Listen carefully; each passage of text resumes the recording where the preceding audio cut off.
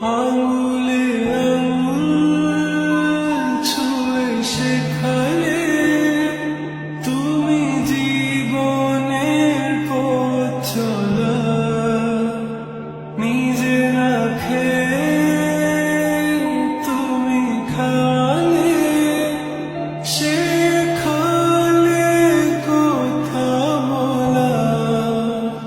বাবা তুমি আমার যত খুশির কারণ,